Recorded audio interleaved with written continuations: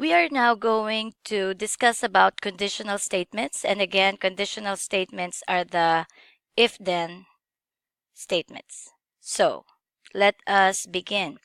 If-then statement has P for your hypothesis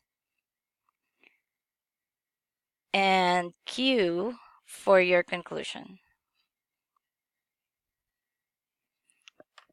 So the first thing that I would like to discuss is if you have an if-then statement, P then Q, and P is true or P happens, you can therefore conclude that Q should happen.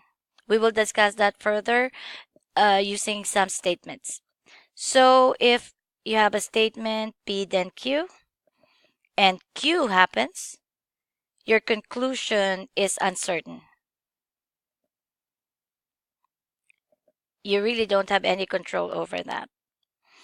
So if it's a P then Q statement and not P happens, again, another uncertain. You cannot conclude anything if not P happens. However, in a P then Q statement, if not Q happens, you can conclude that therefore not P will happen. Let us apply this in actual statements. So, example number 1. If you live in Houston, then you live in Texas. Your P is if you live in Houston, and then your Q is then you live in Texas.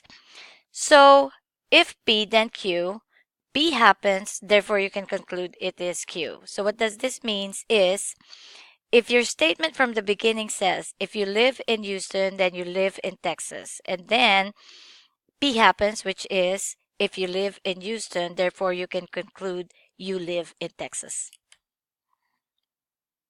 So, the same statement, if you live in Houston, then you live in Texas, P then Q. But this time, you live in Texas. So Q happens.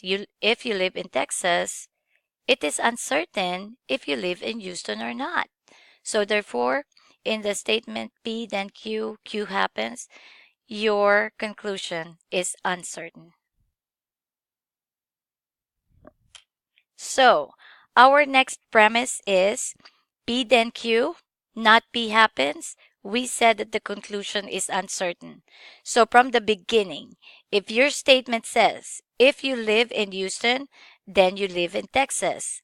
But what happens if the not P happens, which is that if you do not live in Houston, can you conclude that you do not live in Texas? I want you to think about that real deeply. If you do not live in Houston, guys, it's uncertain whether you live in Texas or not. Okay, for our last and final premise, P then Q. If P then Q, not Q happens, therefore we said we can conclude that not P will happen. So let's go back to our statement, and our statement says if you live in Houston, then you live in Texas. And we had said not Q. What does that mean? It means if I said if you live in Houston, then you live in Texas. And then if you do not live in Texas, you can definitely conclude that you do not live in Houston. Therefore, in the statement P then Q, not Q happens, you can conclude that not P will happen. So as a continuation, let us all discuss about related conditionals. So related conditionals are statements that actually came out from the conditional statement. They are converse, inverse, and contrapositive. So the converse is the switching of the conclusion and the hypothesis. This time, your conclusion becomes the hypothesis and your hypothesis becomes the conclusion. The inverse, however, is the negation of the hypothesis as your hypothesis, and then your conclusion is the negation of the conclusion. The contrapositive is the negation of the conclusion as your hypothesis, and the conclusion becomes the not P or the negation of the hypothesis. This is much better understood if we use them in sentences. So example number 1, If a polygon is a square, then it has four congruent sides. So that type of statement is conditional. Converse is you're going to make your conclusion, which is it has four congruent sides as your hypotheses, and a polygon being a square is your conclusion. So can you try doing that? Okay, very good. If you came up with if a polygon has four congruent sides, then the polygon is a square. That is the converse. Unfortunately, this converse is not true because I can name a figure with four congruent sides that isn't a square, and that is a rhombus. Okay, let's look at the inverse.